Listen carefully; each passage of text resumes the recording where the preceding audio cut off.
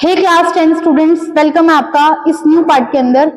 अभी लास्ट में हमने अवर एनवायरनमेंट को कंप्लीट किया था और आज हमने एक न्यू चैप्टर को ऑप्ट किया है, कंट्रोल एंड कोऑर्डिनेशन। इस कंट्रोल एंड कोऑर्डिनेशन को हम लोग पूरे एनसीईआरटी एग्जाम्पलर से कवर करेंगे और डिस्कस करेंगे हर एक क्वेश्चंस को। प्लीज आप इस सीरीज के साथ जुड़े रहना ताकि आपको हर एक जो कॉन्सेप्ट है वो एकदम क्रिस्टल क्लियर हो सके। So let's start our lecture. So today's our topic is control and coordination.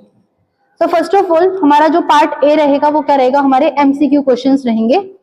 ठीक है, question number 1, which of the following statement is correct about the receptors? आपको ये बतानी है कि इसमें से कौन सी स्टेटमेंट करेक्ट है, किसके रिगार्डिंग, हमारे रिसेप्टर्स के रिगार्डिंग। ठीक है, what are the receptors? Receptors are the sensitive organs that are present in our skin that receive the stimulus, जो कि जनरली हमारे क्या करते हैं, स्टिमुलस को क्या करते हैं, रिसीव करने का काम करते हैं। Gustatory receptor detect the taste, सही बात है भाई। गस्टेटरी रिसेप्टर वो होते हैं जो कि हमारे टेस्ट को क्या करते हैं, डिटेक्ट करते हैं। while the olfactory receptor detect the smell, बिल्कुल सही बात है। तो हमारा जो फर्स्ट ऑप्शन है वो क्या है, करेक्ट है। क्या है, करेक्ट है।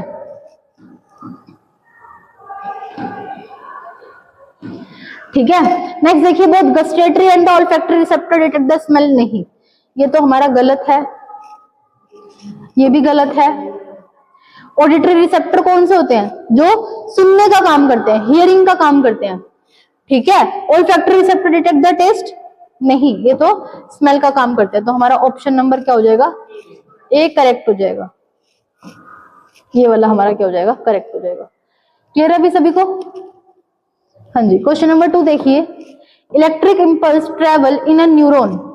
बेसिकली आपका क्या होता है, इलेक्ट्रिकल इंपल्स क्या होता है, जब भी किसी भी मैसेज को आपको पहुंचाना होता है तो हम कैसे पहुंचाते हैं उसको, इलेक्ट्रिकल इंपल्स की फॉर्म में क्या करते हैं, उसको सेंड करते हैं।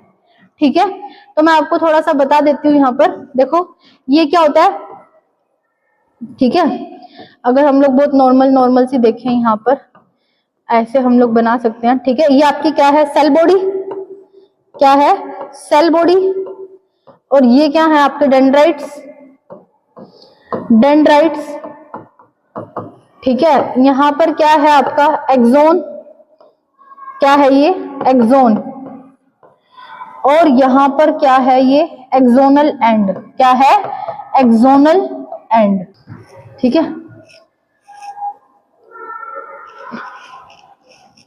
ये क्या है हमारा, एक्सोनल एंड। तो आपके सबसे पहले कौन रिसीव करेगा, डेंड्राइट। कौन रिसीव करेगा, डेंड्राइट से कहां पर जाएंगे, सेल बॉडी में। सेल बॉडी से कहां पर जाएंगे, एक्सोन में। और एक्सोन से कहां पर जाएंगे, एक्सोनल एंड में। या फिर इसका दूसरा नाम क्या हो सकता है, नर्व एंडिंग। क्या हो सकता है, नर्व एंडिंग भी इसका नाम हो सकता है। तो ये आपको ध्यान रखना है। ठीक है, हाँ जी, डेंड्राइट से सेल बॉडी से एक्सोन, एक्सोन से एक्सोनल एंड। तो ये ऑप्शन क्या रहेगा, हमारा करेक्ट रहेगा। क्लियर है सभी को? यहाँ पर कई बार इसका क्या पूछ लेते हैं, ये आपका सीक्वेंस पूछ लेते हैं, तो आपको पता होना चाहिए। क्वेश्चन नंबर 3 देखते हैं, इन ए साइनेप्स। साइनेप्स क्या होता है, basically synapse is a place, is a area where the 2 neurons are joint. जहां पर 2 न्यूरॉन आपस में जुड़ते हैं, उनके बीच के एरिया को हम लोग क्या कहते हैं, synapse. Chemical signal is transmitted from. अब बात करते हैं साइनेप्स के अंदर, a dendritic end of one neuron to the axonal end of the another neuron। सही बात है भाई। ठीक है, देख लीजिए, ये तो एक न्यूरॉन का एक्सोनल एंड है, यहीं से आपका कौन सा शुरू होगा, डेंड्राइट्स। कौन शुरू होंगे, डेंड्राइट्स। देखो ये ऐसे न्यूरॉन आपस में जुड़े हुए होते हैं, कैसे होते हैं, जुड़े हुए होते हैं। ये तो इसका एक्सोनल एंड है और ये क्या है, इसके डेंड्राइट्स। ठीक है, ट्रांसमिटेड कहां से होता है, dendritic end of one neuron to the axonal end of the another neuron. Axon to the cell body to the same neuron, नहीं। Cell body to the axonal end of the same neuron, बिल्कुल भी नहीं। Axonal end of the one neuron, ये भी नहीं। समझ में आ रही है बात? So student, in our question number 3, a synapse of a chemical signal is transmitted from। जब आपका एक साइनेप्स बनता है, साइनेप्स का मतलब क्या है, आपका एक एक्सोनल एंड खत्म हो रहा है और वहां से एक नया न्यूरॉन का क्या शुरू हो रहा है, आपका डेंड्राइट क्या हो रहा है, शुरू हो रहा है। डेंड्राइट एक न्यूरॉन का और एक्सोनल एंड एक न्यूरॉन का, दोनों के बीच के एरिया को, एसोसिएशन को हम लोग क्या बोलते हैं, साइनेप्स बोलते हैं। क्या बोलते हैं, synapse. Basically electrical impulse transfer from one neuron to the another neuron and area where the these chemical released is known as synapse। क्या बोलते हैं इसको, synapse। तो our option number D is correct। ठीक है। In a neuron conversion of electrical signal to a chemical signals occurs at, ठीक है, occurs at, ये कहां पर होता है आपका, एक्सोनल एंड पर। कहां पर होता है, एक्सोनल एंड पर। समझ में आ रही है बात। पहले कहां पर था, डेंड्राइट में, डेंड्राइट से कहां पर गया आपका, सेल बॉडी में, सेल बॉडी से कहां पर गया आपका, एक्सोन में, एक्सोन से कहां पर गया आपका, एक्सोनल एंड में। वहां पर जाकर वो क्या करता है, अपने केमिकल को रिलीज कर देता है। फिर उस केमिकल को कौन लेता है आपका वापस से, डेंड्राइट। कौन लेता है, डेंड्राइट। क्लियर है सभी को। हाँ जी, क्वेश्चन नंबर 5 देखेंगे। Which is the correct sequence of the components of a reflex arc। ठीक है, reflex arc. Basically reflex arc का आपको क्या बताना है, करेक्ट सीक्वेंस बताना है। Basically reflex arc is a path is taken by reflex action. Basically जितने भी हमारे रिफ्लेक्स एक्शंस होते हैं उसे कौन कंट्रोल करता है, हमारी स्पाइनल कॉर्ड करती है control. What are reflex action, these are the sudden and the very क्या बोलते हैं इसको, वेरी सडन जो रिस्पॉन्स होते हैं, वेरी सडन जो एक्शंस होते हैं हमारे, जो उसको क्या बोलते हैं हम लोग, रिफ्लेक्स एक्शन बोलते हैं। क्या बोलते हैं, रिफ्लेक्स एक्शन बोलते हैं। लाइक जैसे कि हमने गरम गरम किसी चीज पर हाथ लगा लिया, एकदम से क्या करा हमने, उसको पीछे हाथ कर लिया, इमीडिएट। हाँ जी, करेक्ट वर्ड याद आ गया मुझे, इमीडिएट। एंड हमारा जो सडन एक्शंस होते हैं उनको हम लोग क्या बोलते हैं, रिफ्लेक्स एक्शन बोलते हैं। क्या बोलते हैं, रिफ्लेक्स एक्शन। तो देख लेते हैं, ठीक है। यहां पर हमारे रिसेप्टर, ठीक है, हाँ, यहां से देखते हैं रिसेप्टर। रिसेप्टर से कहां पर गए, सेंसरी न्यूरॉन, फिर कौन गए, spinal cord, motor neuron and muscle.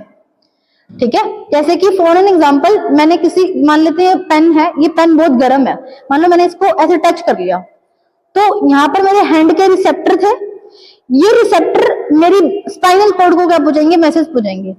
जो मैसेज लेकर जा रही है ऑर्गन से स्पाइनल कॉर्ड को, उसको बोलते हैं सेंसरी न्यूरॉन। क्या बोलते हैं, सेंसरी न्यूरॉन। तो रिसेप्टर ने मैसेज किसको दिया, सेंसरी न्यूरॉन को। किसको दिया, सेंसरी न्यूरॉन को। किसके पास जाकर दिया, स्पाइनल कॉर्ड को दे दिया। क्या दे दिया, स्पाइनल कॉर्ड को। अब स्पाइनल कॉर्ड से मेरा मैसेज आ रहा है, ठीक है, स्पाइनल कॉर्ड से मेरे सेंसरी ऑर्गन के पास मैसेज आ रहा है, तो किस फॉर्म में हो रहा है, मोटर न्यूरॉन की फॉर्म में। ठीक है, यहां से मुझे करना है, हाथ हटाना है, समझ में आ रही है बात। तो ये मेरी मसल को क्या करेगा, हटा देगा, मतलब मेरे हाथ को क्या करेगा, रिमूव करेगा। तो this is the basic sequence of reflex arc. क्या बोलेंगे इसको, रिफ्लेक्स आर्क। तो हमारा आंसर क्या रहेगा, डी करेक्ट रहेगा। क्लियर है सभी को। हाँ जी, which of the following statements are true, which of the following statements are true, ये आपको बतानी है। Sudden action in response to the something in the environment is called reflex action। सही बात है। Sudden action in response to the something is known as reflex action। Sensory neurons carry signal from spinal cord to muscle। नहीं, sensory neurons तो कौन होते हैं, जो कि सिग्नल्स को लेते हैं कहां से, रिसेप्टर से। कहां से लेते हैं, रिसेप्टर से। और किसको जाकर लेते हैं, स्पाइनल कोड को। ठीक है, तो ये ऑप्शन हमारा क्या हो जाएगा, गलत। ठीक है, motor neuron carry signal from receptor, अरे नहीं, ये दोनों का एक्सचेंज होना चाहिए था। ठीक है, गलत हो गए दोनों। The path through which the signal are transmitted from a receptor to a muscle और a gland is known as reflex arc. ठीक है, वही पाथ जो कि रिफ्लेक्स एक्शन के अंदर हम लोग फॉलो करते हैं, उसी को क्या बोल देते हैं, रिफ्लेक्स आर्क। हाँ जी, तो बताएंगे कौन सा ऑप्शन हमारे सही है। First and fourth are the correct, first and fourth are the correct. So our question number 7 is, which of the following statement are true about the brain? The main thinking part of the brain is hindbrain। नहीं, हमारा main thinking part कौन सा है, forebrain. और forebrain में भी कौन है, सेरिब्रम। कौन सा है, सेरिब्रम। ये बात आपको याद रखनी है। Centres of hearing, smell, memory, sight are located in a forebrain. ठीक है, hearing, smell, memory, sight etcetera located in a forebrain. सही बात है भाई। और कहां पर है ये, सेरिब्रम में है। कहां पर है? सेरिब्रम क्या करता है? इनको कंट्रोल करता है। Involuntary actions like salivation, vomiting, blood pressure are controlled by the medulla in the hindbrain. सही बात है भाई। मेडुला कहां पर देखने को मिलता है? Hind brain. हमारे हाइंड ब्रेन के 3 पार्ट है, ठीक है, सेरिबेलम, पोन्स, मेडुला। मेडुला क्या करता है? इनवॉलेंटरी एक्शंस को कंट्रोल करता है, ठीक है। तो ये भी सही है और ये भी सही है। Cerebellum does not control posture. अरे नहीं, सेरिबेलम तो क्या करता है? हमारे पोस्चर को कंट्रोल करता है। तो 7th में 2nd एंड 3rd, ठीक है। बस आपको बातें याद रखनी है, कुछ कुछ छोटी छोटी मैं आपको बता देती हूँ, ठीक है। ये हमारा ब्रेन है, fore brain, mid brain and hind brain. Fore brain हमारे वॉलेंटरी एक्शंस को कंट्रोल करता है, मिड ब्रेन हमारे रिफ्लेक्स एक्शन को करता है। किसको करता है? रिफ्लेक्स एक्शन को। और हाइंड ब्रेन के हमारे 3 पार्ट है, cerebellum, pons and medulla. Medulla आपके इनवॉलेंटरी एक्शंस को करेगा, पोन्स आपके रेस्पिरेशन सेंटर को कंट्रोल करने का काम करता है, और सेरिबेलम आपका बैलेंस एंड पोस्चर में क्या करता है? हेल्प करता है। तो बेसिकली आपको 2-3 बातें पता होनी चाहिए, ठीक है। यहीं से काफी बार क्वेश्चंस पूछ लेते हैं। 8th क्वेश्चन देखेंगे, posture and the balance of the body is controlled by, answer करेंगे cerebellum. Spinal cord originate from, कहां से होती है? जल्दी बताएंगे, स्पाइनल कॉर्ड कहां से ओरिजिनेट होती है? मेडुला। कहां से होती है? मेडुला। बेसिकली क्या होता है? ये हमारा हेड होता है, ये हमारा क्रेनियम है, यहाँ पर लास्ट में हमारी एक बोन प्रेजेंट होती है, ओसिपिटल बोन। उसमें एक छेद होता है जिसको बोलते हैं फोरामन मैग्नम। उसमें से हमारे ब्रेन को और जो स्पाइनल कॉर्ड को, यहाँ वहीं से कौन स्टार्ट होती है? हमारी spinal cord.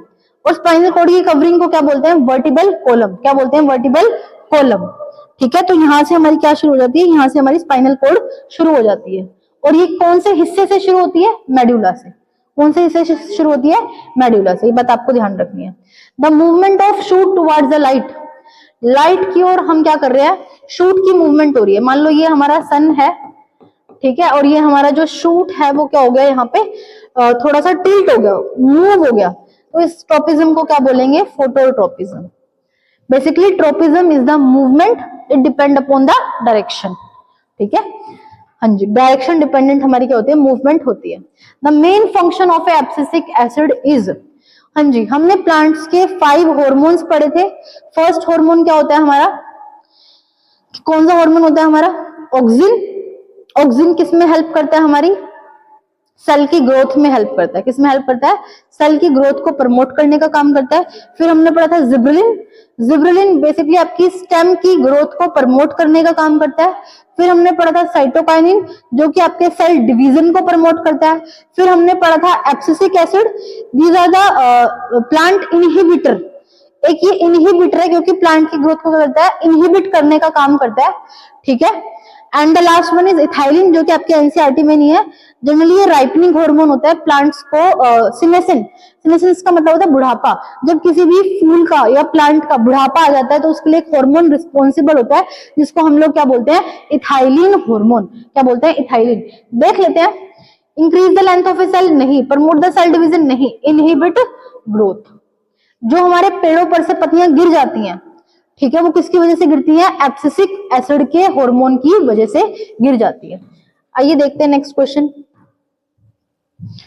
Question number 12 is which of the following is not associated with the growth of A plant, ठीक है। ऑक्सिन ग्रोथ में हेल्प करता है, जिब्रेलिन करता है, साइटोकाइनिन करता है, बट एब्सिसिक एसिड नहीं करता, ठीक है। ये तो हमारी ग्रोथ को क्या करता है? रिटार्ड करता है, हमारी ग्रोथ को क्या करता है? कम करता है, ठीक है। Iodine is necessary for the synthesis of which hormone? हाँ जी, थायरोक्सिन हार्मोन, ठीक है। Thyroxine hormone is responsible for, ये आपका कौन सा है? थायरोक्सिन। कौन रिलीज करती है? Thyroid gland. इस ग्लैंड को, इस हार्मोन को रिलीज करने के लिए हमें क्या चाहिए? आयोडीन। अगर आयोडीन की कमी हो जाती है तो हमारी जो ये गले वाली ग्लैंड होती है ये एकदम स्वेल कर जाती है, जो कि इस डिजीज को हम लोग क्या बोलते हैं? गोइटर। क्या बोलते हैं? गोइटर, ठीक है। हाँ जी, हमारा क्वेश्चन नंबर 14 है, choose the incorrect statement about the insulin is. Basically insulin is a hormone produced from pancreas gland, ठीक है। इंसुलिन बेसिकली आपके ब्लड शुगर लेवल को डिक्रीज करने का काम करता है। किसका काम करता है? डिक्रीज करने का काम करता है। देख लेते हैं, इट प्रोड्यूस फ्रॉम पेनक्रियास, सही बात है। इट रेगुलेट्स, अरे नहीं, ये तो ब्लड शुगर लेवल को रेगुलेट करता है ना, तो बी हमारा क्या हो जाएगा, इनकरेक्ट। ये बात बिल्कुल सही है और ये भी क्या है, सही है। क्लियर है सभी को? हाँ जी, डायबिटीज का मतलब है जब आपका इनसफिशिएंट सिक्रीशन होता है, किसका, इंसुलिन का। इसका मतलब होता है कि आपकी बॉडी के अंदर इंसुलिन नहीं बन रहा है, तो इस मीन्स वो जो पर्सन है वो कैसा है, डायबिटिक है, क्योंकि उसका ब्लड के शुगर लेवल क्या हो रहा है, राइज हो रहे हैं, क्या हो रहा है, राइज हो रहे हैं। हाँ जी, सेलेक्ट द मिसमैच्ड पेयर। हाँ जी, आपको बताना है एड्रेनलिन, पिट्यूटरी ग्लैंड नहीं, इसे कौन ग्लैंड करता है, एड्रिनल ग्लैंड। बेटा रिनल का मतलब होता है किडनी, एड का मतलब होता है ऊपर, जो किडनी के ठीक ऊपर ग्लैंड्स देखने को मिलती है उन्हें क्या कहते हैं, एड्रिनल। टेस्टोस्टेरोन, सही बात है। ओवरी, ये भी ठीक है, ये भी ठीक है, तो हमारा कौन सा ऑप्शन हो जाएगा, ए। ठीक है। The shape of the guard cell changes due to the change in the amount of water in the cell. ठीक है, amount of water in the cell. Basically हमारे स्टोमेटा से पानी अंदर आता है और बाहर जाता है, जिस प्रोसेस को हम लोग क्या बोलते हैं, ट्रांसपिरेशन। क्या बोलते हैं, transpiration. The loss of water from the cell या फिर from the stomata, this is known as transpiration. तो पानी के अंदर आने से सेल आपके ऐसे फूल जाते हैं और बाहर जाने से सेल ऐसे श्रिंक कर जाते हैं। तो इसको कौन हेल्प कर रहा है, आपके गार्ड सेल क्या करते हैं, रेगुलेट करते हैं। तो आपका आंसर हो जाता है ये वाला। ठीक है, नेक्स्ट देखिए, the growth of a tendril in a pea plant is due to. हाँ जी, बेसिकली जो टेंड्रिल की ग्रोथ होती है, टेंड्रिल क्या है, tendril is a thread like structure which are generally found in a climber plant. Like आप घिया की बेल देखते हो, तोरी की बेल देखते हो, ऐसे पतली सी टेंड्रिल निकल जाती है, बेल निकल जाती है। तो जो बेल होती है, जैसे मान लो ये मेरा पेन है, ये मेरी बेल है, अगर वो इसके टच में है, यहाँ पर इसको इसने ऐसे दीवार को सपोर्ट कर रखा है, तो इसकी ग्रोथ यहाँ पर नहीं होगी जहां से इसने टच कर रखा है, इसकी ग्रोथ कहां पर होगी, away from the support. Away from the support इसका क्या होगा, सेल डिवीजन होगा, जिसकी वजह से ये ऐसे झुकी हुई प्रतीत होती है आपको। ठीक है, झुकी हुई आपको क्या आती है, नजर आती है, appear to like a bend. ठीक है, तो इसका जो रैपिड सेल डिवीजन होता है कहां पर, टेंड्रिलर सेल्स का, that away from the support. तो ये बात आपको इस वजह से ऐसे आपको एकदम बेंड हुई नजर आती है। कैसी नजर आती है, बेंड, टेढ़ी हो जाती है, क्योंकि एक साइड पर सेल की ग्रोथ क्या हो जाती है, बहुत ज्यादा हो जाती है। ठीक है, हाँ जी, क्वेश्चन नंबर 18 देखिए, the growth of A pollen tube towards the ovule. देखो ये हमारी ओवरी थी, यहाँ पर पोलन ट्यूब आ रही है, तो ये कौन सा ट्रोपिज्म है भाई, कीमोट्रोपिज्म। क्यों कीमोट्रोपिज्म है, क्योंकि यहाँ पर केमिकल रिलीज होता है, केमिकल रिलीज होने वाली ग्रोथ को हम लोग क्या बोल देते हैं, कीमोट्रोपिज्म या फिर कीमोट्रोपिक मूवमेंट। ठीक है, कीमोट्रोपिक मूवमेंट। चलिए आगे चलते हैं भाई। हाँ जी, the movement of a sunflower in accordance with the path of a sun. देखिए जो आपका सनफ्लावर है वो ऐसे ऐसे ऐसे ऐसे करके रोटेट करता है, क्या करता है, रोटेट करता है towards the direction of a sun. This type of movement is known as phototropism. क्या बोलेंगे इसको, फोटोट्रोपिज्म बोलते हैं। हाँ जी, the substance that triggers the fall of mature leaf and the fruits from the plant. आपके पेड़ों पर से पत्तियां अलग हो रही हैं, फ्रूट्स टूट कर नीचे गिर रहे हैं, कौन सा हार्मोन एक्टिवेट होगा, ABA, एब्सिसिक एसिड। क्लियर है? ठीक है भाई। क्वेश्चन नंबर 21 देखिए, विच of the following statement about the transmission of the nerve impulse is correct. आपको ये बतानी है कौन सी स्टेटमेंट करेक्ट है। Nerve impulse travel from the dendritic and towards the axonal and, सही बात है। ठीक है, at the dendritic and electrical impulse bring about the release of some chemical which generated an electrical impulse at the axonal end of the another neuron। नहीं भाई ये तो गलत लग रहा है। ठीक है, और देख लेते हैं। The chemical released from the axonal end of the one neuron cross the synapse and generate a similar, देखो यहां पर डिफरेंट था ना, ठीक है, यहां पर आपका अलग आ गया था, impulse in a dendrite of the neuron end। देख लेते हैं एक बार इसको। A neuron transmit electrical impulse not only to the another neuron but also। हाँ जी, तो इसका आंसर क्या रहेगा हमारा, सेकंड रहेगा। बेसिकली क्या होता है, आपके जो डेंड्राइट्स होते हैं, ठीक है, जैसे कि यहाँ पर मैं स्ट्रक्चर बनाती हूँ, ठीक है, यहाँ पर ऐसे ऐसे ऐसे, ठीक है, तो ये आपके ऐसे मान लो जा रहे हैं और ये मान लो आपका एक न्यूरॉन का स्ट्रक्चर है। तो ये कौन है, आपके डेंड्राइट्स।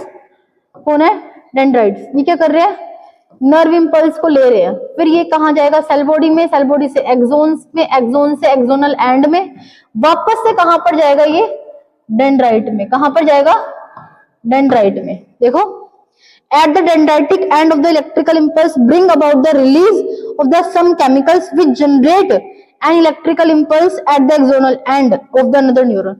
यहां से रिलीज होकर यहां पे थोड़ी ना जनरेट होगा, अगर ये यहां पर रिलीज हो गया तो यही तो यहां पर जाकर क्या जनरेट करेगा, इलेक्ट्रिकल इंपल्स। ऐसा तो नहीं है कि एक न्यूरॉन में आपका क्या रिलीज होगा, केमिकल, और दूसरे न्यूरॉन में जाके क्या होगा, जनरेट। ऐसा नहीं होता। बेसिकली डेंड्राइट्स क्या करते हैं, इलेक्ट्रिकल इंपल्स को रिसीव करते हैं और वो क्या जनरेट करते हैं, केमिकल। क्लियर है सभी को? हाँ जी। नेक्स्ट देखिए 22, involuntary action in the body are controlled by. हाँ जी बताइए, इनवॉलेंटरी एक्शन अभी हम पढ़ के आए हैं, मेडुला।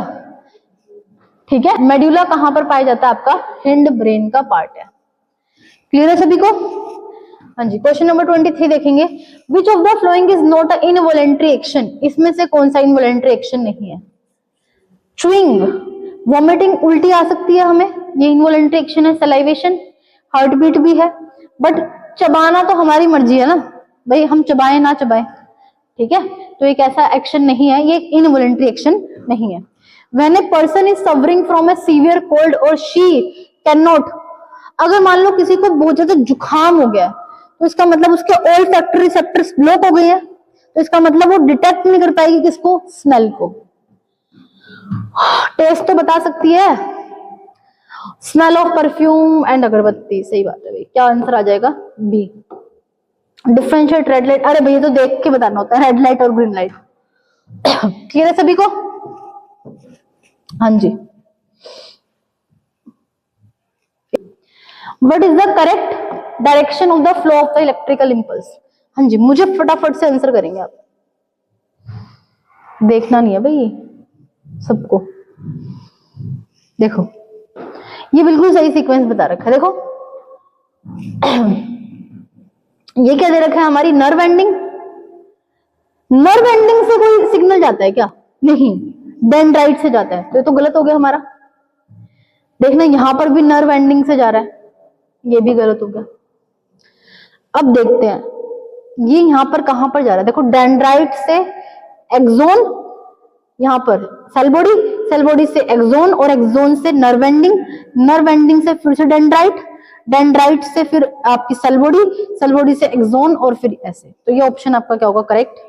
यहां पर देखो, ये दोनों ऐसे जुड़ते हैं क्या आपस में? नहीं, ये वाला पार्ट इसका यहां पर आना चाहिए था। समझ में आ रही है बात? तो ये भी क्या हो जाएगा, गलत। क्लियर है सभी को? हाँ जी। तो नेक्स्ट देखते हैं, which statement is not true about the thyroxine. Basically thyroxine is a hormone released by thyroid glands that are found in our upper neck. यहाँ पर हमें देखने को मिलती है। Iron is essential for the synthesis. अरे नहीं भाई, आयोडीन होता है। कौन होता है? Iodine is necessary for the synthesis of thyroxine hormone. तो ये क्या पूछ रहा है? नॉट ट्रू पूछ रहा है, तो ये तो हमारा यही सही हो गया। It regulate the carbohydrate protein fat metabolism. सही बात है। Thyroid gland require iodine. सही बात है। Thyroxine is known as is also a thyroid hormone. बिल्कुल सही बात है। तो हमारा कौन सा ऑप्शन इनकरेक्ट होगा? A. Dwarfism is result due to the. मेरा ड्वार्फिज्म का मतलब होता है जब बच्चे की ग्रोथ अच्छे से नहीं हो पाती और वो मतलब ड्वार्फ रह जाती है, उसकी जो हाइट होती है वो बहुत छोटी हो जाती है, कम हो जाती है, उसको क्या बोलते हैं? ड्वार्फिज्म। तो बताना, एक्सेसिव सिक्रीशन? नहीं भाई, ये तो ग्रोथ हार्मोन का काम होता है। किसका होता है? Growth. Less secretion of a growth hormone. सही बात है। एड्रिनल? नहीं, ग्रोथ हार्मोन एक्सेसिव में तो क्या हो जाता है? ड्वार्फिज्म नहीं होता। क्या हो जाता है यहाँ पर आपका वो क्या बोलते हैं, ठीक है, बहुत लंबा हो जाता है। अगर ज्यादा ही ग्रोथ हार्मोन होता है तो हमारा बहुत लंबा हो जाता है। एग्जैक्ट वर्ड मुझे याद नहीं आ रहा। हाँ, टॉलनेस ज्यादा आ जाती है उसके अंदर। ठीक है, हाँ जी। क्वेश्चन नंबर 28 देखिए, dramatic changes of the body features associated with the puberty mainly because of the secretion of. हाँ जी, मेल के अंदर कौन सा हार्मोन रहता है? टेस्टोस्टेरोन। और फीमेल के अंदर कौन सा रहता है? एस्ट्रोजन। ठीक है, these are the two hormones responsible for the drastic changes at the time of puberty. ठीक है, देख लेते हैं कौन सा ऑप्शन करेक्ट है। नहीं, ये टेस्टिस से रिलीज नहीं होता। एस्ट्रोजन एड्रिनल ग्लैंड से भी रिलीज नहीं होता। Testosterone from the testis and estrogen from the ovary. Basically ovary and the testis are the gland. Testis भी ग्लैंड है, ओवरी भी ग्लैंड है। टेस्टिस क्या रिलीज करती है? टेस्टोस्टेरोन हार्मोन को, और ओवरी क्या रिलीज करती है? एस्ट्रोजन को। ठीक है, हाँ जी। A doctor advised a person to take an injection of insulin because, एक डॉक्टर क्या कहता है? एडवाइस देता है कि भाई आपको इंसुलिन की इंजेक्शन लेना चाहिए। ऐसा क्यों, बताइए? His blood pressure was very low। हमें तो ब्लड प्रेशर का कुछ लेना देना ही नहीं है। Suffering no, beating no, his sugar level in the blood is very high। Basically जब आपके ब्लड के अंदर शुगर के लेवल बढ़ जाते हैं और हमारा इंसुलिन हार्मोन अच्छे से वर्क नहीं करता, तब आपको इंसुलिन के इंजेक्शंस लगवाने पड़ते हैं ताकि आपका ब्लड के शुगर लेवल का क्या हो सके, उसको कंट्रोल कर सके, उसे कम कर सके। ठीक है, हाँ जी। नेक्स्ट क्वेश्चन देखते हैं। The hormone which increases the fertility in the mails, कौन सा भाई? टेस्टोस्टेरोन। कौन सा हार्मोन है? Testosterone. Which of the flowing endocrine gland is unpaired. देखो, एड्रिनल हमारी 2 ग्लैंड होती है, टेस्टिस हमारी 2 ग्लैंड है, ओवरी हमारी 2 ग्लैंड है, बट पिट्यूटरी हमारी एक ही ग्लैंड होती है, and it is the master gland of your body. कैसी ग्लैंड है? Master gland. It secretes so many hormones, वो सारे हार्मोन क्या करती है? सिक्रेट करती है। जंक्शन बिटवीन 2 न्यूरॉन, 2 न्यूरॉन के बीच के जंक्शन को क्या कहते हैं? Synapse.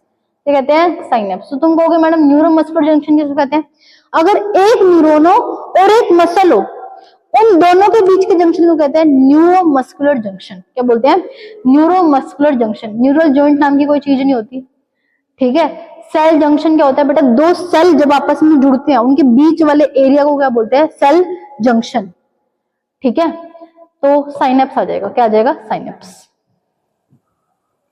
In human the life processes are controlled and regulated by nervous system and endocrine system. Basically nervous system और एंडोक्राइन सिस्टम आपके दोनों पैरेलल में काम करते हैं, दोनों साथ काम करते हैं ताकि आपकी बॉडी को मेंटेन कर सके, आपके पोस्चर को मेंटेन कर सके, हार्मोन्स भी रिलीज हो सके। बेसिकली आपके बैलेंसिंग का जो काम कर रहा है, कोऑर्डिनेशन का जो काम करते हैं, वो आपके 2 सिस्टम करते हैं, न्यूरल एंड आपका एंडोक्राइन सिस्टम। बेसिकली ये हार्मोन्स रिलीज करता है और ये आपके नर्व इंपल्स को करता है? कंडक्ट करता है। तो हमारा डी ऑप्शन क्या रहेगा? करेक्ट रहेगा।